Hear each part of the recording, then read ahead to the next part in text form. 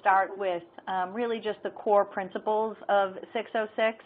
Really the core principle being that revenue is recognized, to depict the transfer of promised goods or services at an amount that reflects the consideration the entity expects to be entitled for in exchange for those goods or services.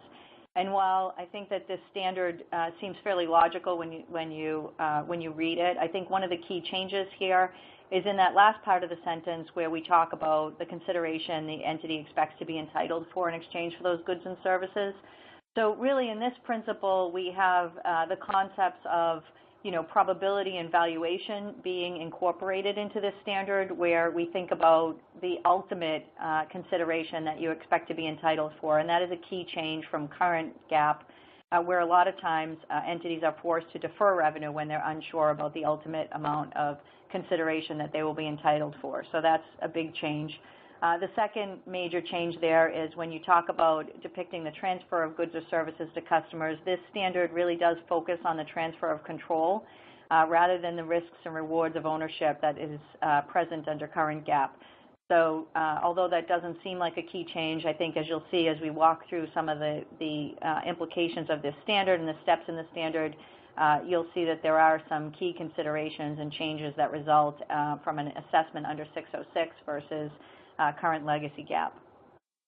So in this model, what's outlined below here is really the 5-step process, and this is what's outlined in 606. And so the first step in that process is to identify the contract with a customer. We'll talk a little bit more about that. There aren't really significant changes here. One of the key changes, though, is that the assessment really up front about when you do have a contract with a customer, at what point in time you have a contract with a customer, and there's a collectability assessment that goes into that along with some other factors. And so we'll talk a little bit more about that shortly on some other slides, but that's the first step. The second step is identifying the performance obligations in the contract.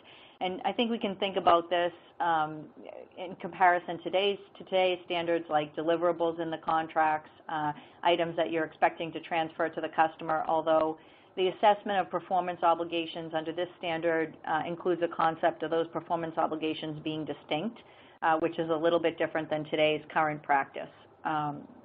The next step is really determining the transaction price. So again, that concept that we talked about before about the amount of consideration that you ultimately expect to receive.